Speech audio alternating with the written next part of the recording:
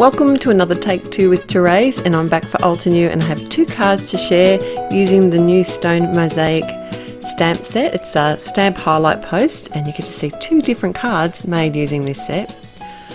Now I'm going to start by stamping it up kind of as it's intended, it gives you that kind of a stone background, but I don't want to use the base layer. So what I've done here is stamp out a template of the base layer, and that way I can put all the other pieces together in the correct place. So I'm using my Misty here for this. I've just got a scrap piece of paper that I've held in place and stamped out the base layer, held over, because it's not actually stamp layering this set, it's more like a stamp puzzling. Each of the pieces fit within that base layer, and there's 4 stamps all together. So I did that for all 3 layers. And the reason was I wanted the spicy yogurt cardstock to be my base layer, so I didn't actually need that one stamped out.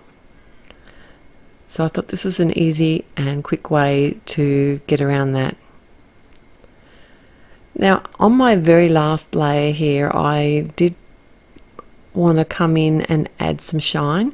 So I've used some greys here today, and from a couple of different families. I didn't want them all to be the same tones. So on my lightest grey, which was the limestone, what I did was re-stamp over top with some of the antique gold ink, and I didn't want them to be fully stamped, so I just partially inked them, and I did that a couple of times until I was happy with how it looked. And I did like the shine that it added to this stone. And I think that it does really look like stone. It's really amazing and fun stamp set. So what I decided to do with my piece of stone was actually cut one of the nesting labels die. And I'm going to use this as a focal point to put my sentiment on. But I thought it'd be lovely to add like a floral element to the card as well. So I've stamped out one of the images from the Weekend Doodles stamp set in some permanent black ink on some Nina 80-pound cardstock, and I'm just colouring it really quite simply with some artist markers. I kept my colour palette to a minimum because I want my little stone nesting die to be one of the highlights on the card. And I've left all the caps off to the side so you can actually see which colours I'm using. I have a link in the description below which will take you to the blog post, and you'll be able to see exactly what I've used and all the products that I've used today, because I did use quite a few different things. I've made 2 very separate cards, so it's hard to keep track, but it's alright, I've got it all listed there for you. I had a thought, like I was going to I was going to colour the leaves green, but I don't know, I wanted to keep, like I was saying, my colour palette to a minimum. So what I did instead was use the warm greys and the browns, which I thought went really well with my stone element. Okay, I have used the coordinating die cut here to cut this out. This would be a pain to fussy cut, so I'm really happy that I have that coordinating die. Oh, I also did come in and restamp the whole image again after I coloured it with the Obsidian black ink. It's a pigment ink, really fast drying, and I just am loving this ink. I'm using it all the time for everything. And it just gives those nice sharp dark edges back to the image after colouring it with the artist markers. So I've got a panel here I've cut just smaller than my card front, splattered it with some pure white ink spray, allowed that to dry, and popped it up on the front of a top fold card. I did add some fun foam behind that, and then I'm going to add my nesting die stone element up on some foam squares as well, and also decided to pop up my Weekend Doodles floral image. Now I did go back and forth with the sentiment a little bit here. I wasn't sure what I wanted to do, but in the end I decided to do one of the signature words die, because I thought that having I did die cut that with some of the gold foil cardstock from Altenew, And I just thought that stood out a little bit better than if I actually did try to heat emboss on the stone. And I think a few gold sequins just brought that all together.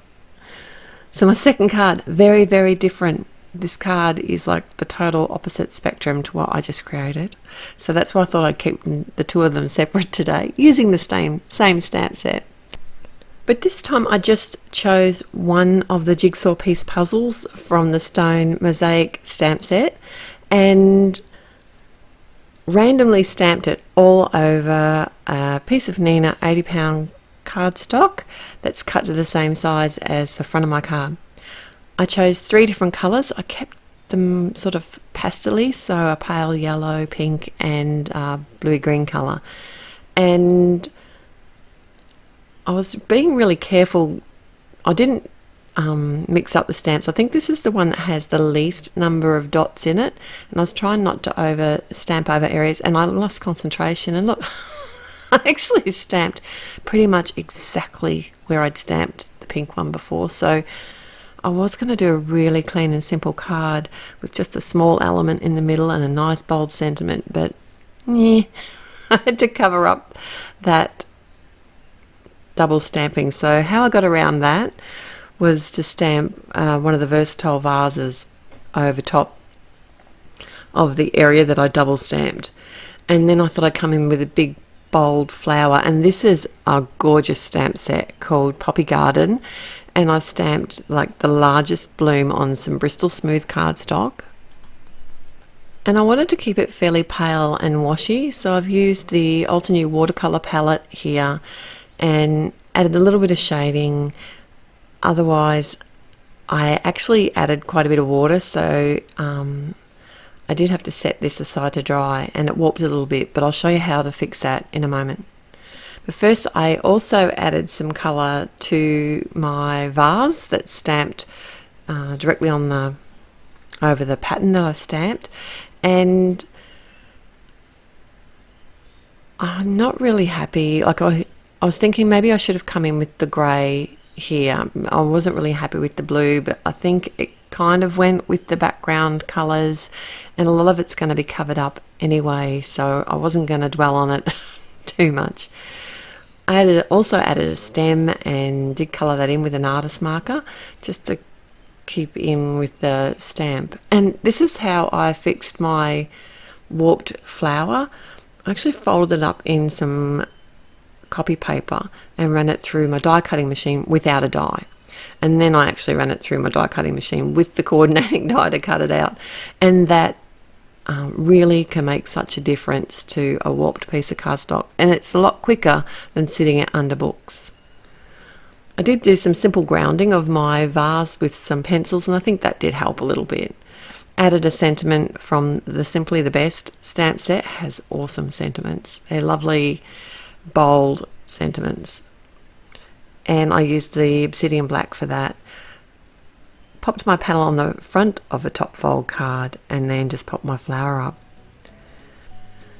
So thanks for joining me here today. Don't forget to head to the blog and see all the pictures and more information about these cards. I hope you've had fun, and if you liked the video, please click on the like button, and if you haven't already, it'd be awesome if you could subscribe to the channel. There's always lots of inspiration here. So till next time, bye.